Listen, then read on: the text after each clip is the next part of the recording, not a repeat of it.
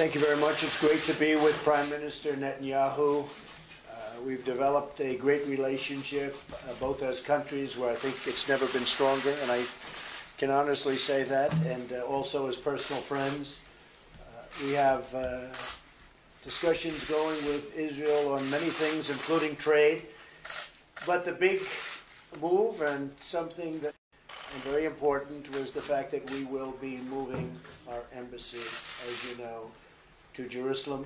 And as we also know, that is way ahead of schedule by years. And we anticipate having a small version of it opened sometime next year. So that's a long time ahead of schedule. It's an honor, and it's a great honor to be with you. Thank you very much. Thank you. Mr. President Donald Trump. Thank you very much. Mr. President, I want to say something, because this is the first meeting you've had since your historic decision to recognize Jerusalem as Israel's capital and to move the embassy and now to expedite the movement of the embassy to Jerusalem. And I want to say that this is a historic decision that will be forever etched in the hearts of our people for generations to come. People say that this pushes peace backward. I say it pushes peace forward, because it recognizes history, it recognizes the present reality, and peace can only be built on the basis of truth. By recognizing history, you've made history, and we will always remember that. We also support you completely and your stalwart position on the Iran nuclear deal. You said it's a disastrous deal. You've said that if its fatal flaws are not fixed, you should walk away from it, and I want you to know that if you decide to do that, then we will back you all the way. We also appreciate the fact that you confront Iran's aggression with us and with other parties in the region as never before.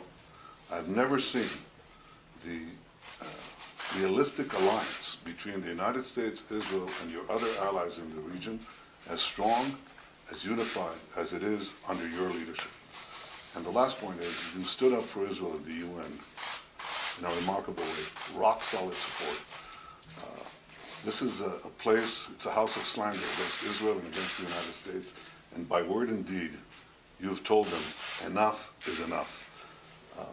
As you finish your first year in office, I want to say that I look forward to continuing our remarkable, tremendous friendship in the years ahead, and I want to express the appreciation of the people of Israel to you.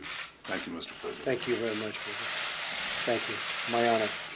I have to say, on the United Nations, we were pretty much out in the wilderness by ourselves, the United States, and we heard every country was going to be against us. And it was very interesting. I said, you know, we give billions and billions of dollars to these countries. It amounts to hundreds of millions and sometimes into the billions for certain countries, and they vote against us. And I made a very simple statement that I'm watching. I'm watching. And we ended up getting 68 votes, either yes or we'll take a neutral position, which was okay too. Which was a yes. But, which was essentially a yes, is right. But we ended up getting a lot of votes that we were, I would say virtually we were going to get none. And we give billions of dollars away every year to countries, and in many cases those countries don't even support us. They don't support the United States. Israel has always supported the United States. So what I did with Jerusalem was my honor.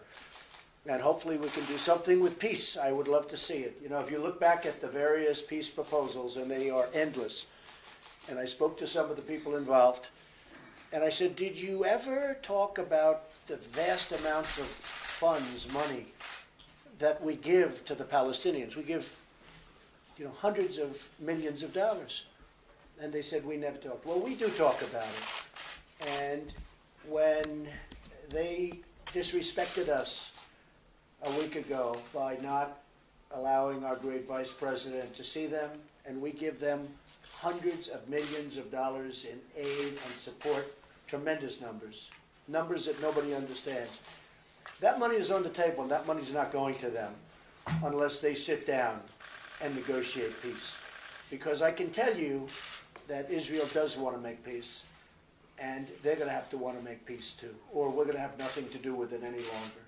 This was never brought up by other negotiators, but it's brought up by me. So I will say that the hardest subject they had to talk about was Jerusalem. We took Jerusalem off the table, so we don't have to talk about it anymore. They never got past Jerusalem. We took it off the table. We don't have to talk about it anymore. You won 1 point, and you'll give up some points later on the negotiation, if it ever takes place. I don't know that it ever will take place. But they have to respect the process also, and they have to respect the fact that the U.S. has given tremendous support to them over the years in terms of monetary support and other support. So we'll see what happens with the peace process, but respect has to be shown to the U.S., or we're just not going any further. Thank you all very much. Mr. President, are you? We're heading out. Guys, we're heading out. Go ahead, Paul. Let's answer your question. Mr. President, when will we see a peace plan? Thank you. Thank you very much. Thank you, everyone. Thank you. Speak up, Steve. It's not like you. Thank you. Any sort of Middle East peace plan, proposal? We're going to see what happens. Yes, we have a proposal for peace. It's a great proposal for the Palestinians. I think it's a very good proposal for Israel. It covers a lot of the things that were over the years discussed and agreed on. But the fact is, and I think you know this better than anybody, there were never any deals that came close because Jerusalem, you could never get past Jerusalem. So when people said, oh, I sent it back, I didn't send it back, I helped it. Because by taking it off the table, that was the toughest issue.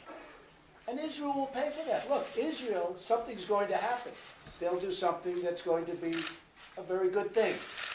But they want to make peace, and I hope the Palestinians want to make peace.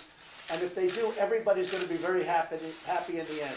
We'll see what happens, Steve. How We'll will see what Israel happens. Mr. President, any comments about Abu Mazen's remarks How will regarding you Israel pay for personally? it? No, I didn't really read his remarks personally. I think I'm probably better off not seeing them. But we've done a lot for them, and hopefully they're going to make peace for their people. You know what?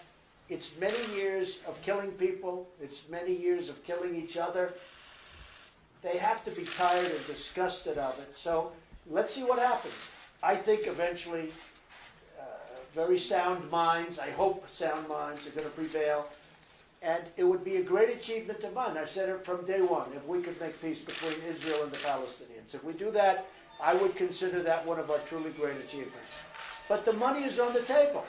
You know, the money was never on the table, I tell you up front. We give them tremendous amounts, hundreds of millions of dollars a year. That money is on the table. Because why should we do that as a country if they're doing nothing for us? And what we want to do for them is help them. We want to create peace and save lives. And we'll see what happens. We'll see what happens. But the money is on the table. Thank you very much. Are you taking the money away now? Are you taking the money now? Mr. President, what is the timeline look like? Are you ending the aid? Anytime they want.